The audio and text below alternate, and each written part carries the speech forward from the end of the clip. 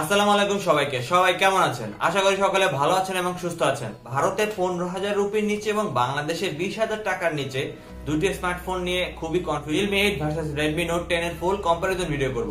আপনারা দেখছেন details valley Tech Valley, আপনাদের সাথে থাকছে আমি তাইসির। আমপাতা জোড়া জোড়া রিভিউ হবে উড়াধরা। সো বন্ধুরা শুরু করা যাক।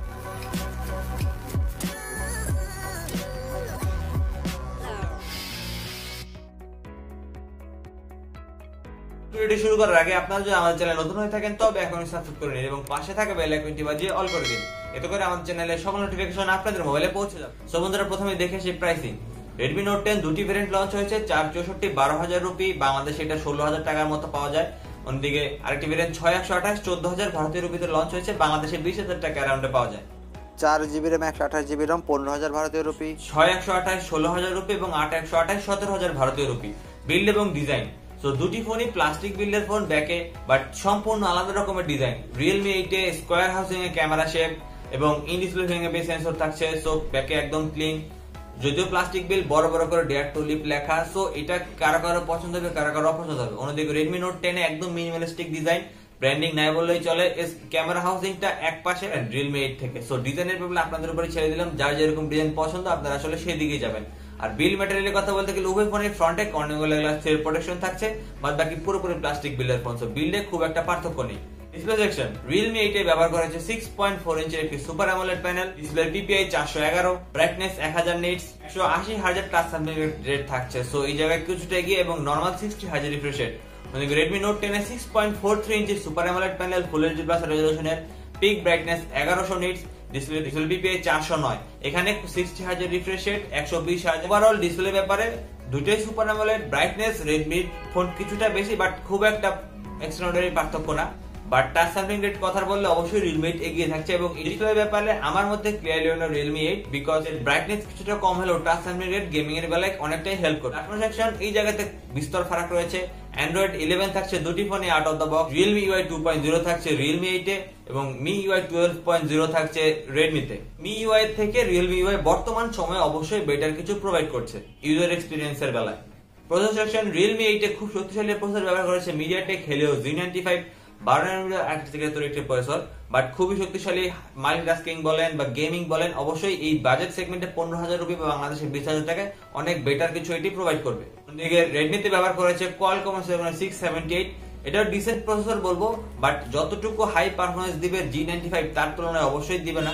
এবং গেমিং আন্তর্জাতিক বেঞ্চমার্ক স্কোরের কথা বললেও দুটি ফোনেরই অ্যারাউন্ড 2.5 লাখের মতো আন্তর্জাতিক বেঞ্চমার্ক স্কোর আছে, যেদিকে G95 অবশ্যই গেমিং এর বেলায় এবং হেভি টাচিং এর বেলায় 678 Qualcomm থেকে এগিয়ে থাকছে। জিপি সেকশনে Realme তে ব্যবহার করেছে Mali G76, অন্যদিকে Redmi তে ব্যবহার করেছে Adreno 612। তো জিপিইউ আমি ব্যালেন্স বলবো। অক্টা-কোর সিপিইউ ব্যবহার করেছে দুটি ফোনে। Realme 8 এ ব্যবহার করেছে দুটি 2.05 GHz এর ক্লক Cortex A76 কোর, 6টি 2.0 GHz এর clock Cortex A55 core. Redmi তে দুটি 2.2 GHz এর ক্লক Kryo 460 গোল্ড কোর, 6টি 1.7 GHz এর clock Kryo 460 silver core. So CPU স্পিডের বেলাতে যদিও 678 একটু বেশি, বাট হাই টাস্কিং বলেন বা হেভি টাস্কিং বলেন সেইখানে G95 অবশ্যই 678 থেকে এগিয়ে থাকছে। সো ওভারঅল পারফরম্যান্স সেকশনে আমি অবশ্যই Realme 8 কে এগিয়ে রাখবো।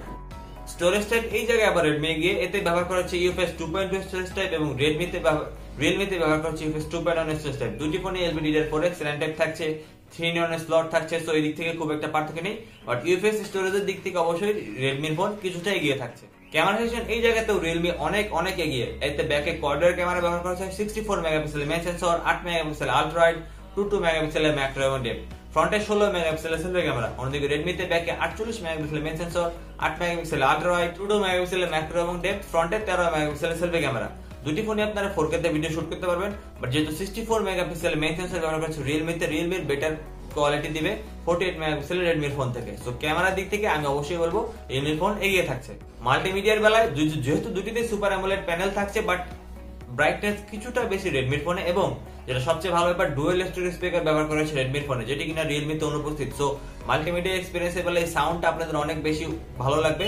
বাদ বাকি ওয়ার্ড বাই এলনের সাপোর্ট থাকছে দুটি ফোনেই। সো ফুল এইচডি প্লাসে আপনারা নেটফ্লিক্স বা এরকম অনলাইন ভিডিও আপনারা ফুল এইচডি প্লাসে দুটি ফোনেই উপভোগ করতে পারবেন। সো মাল্টিমিডিয়ার জন্য আমার কাছে রেডমি ফোন কিছুটা এগিয়ে থাকছে। এবং রিয়েলমিতে আগে বলছি ইন ডিসপ্লে ফিঙ্গারপ্রিন্ট সেন্সর থাকছে, রেডমিতে সাইড মাউন্টেড ফিঙ্গারপ্রিন্ট সেন্সর থাকছে। সো এই জায়গাতেও ইন ডিসপ্লে ফিঙ্গারপ্রিন্ট সেন্সর অবশ্যই বেশি স্টাইলিশ লুক প্রোভাইড করে। ব্যাটারি সেকশন দুটি ফোন একদমই সিমিলার, 5000 mAh ব্যাটারি ব্যবহার করা হয়েছে।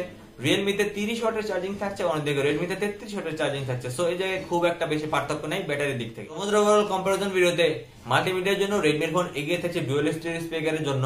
ব্যাটারি দুটারই সেম, ক্যামেরা দিক থেকে রিয়েলমির ফোন বিজয়ী, পারফরমেন্সের দিক থেকেও রিয়েলমির ফোন বিজয়ী। বাট কথা হচ্ছে প্রাইসের যে ডিফারেন্স, যে 6GB RAM 128GB ROM এর, রেডমিটা 14,000 রুপি এবং রিয়েলমিটা 16,000 ইন্ডিয়ান রুপি। সো 2,000 রুপি যদি প্রাইস এক্সট্রা দেন তো অবশ্যই কিছু কিছু বেটার তো পাবেনই।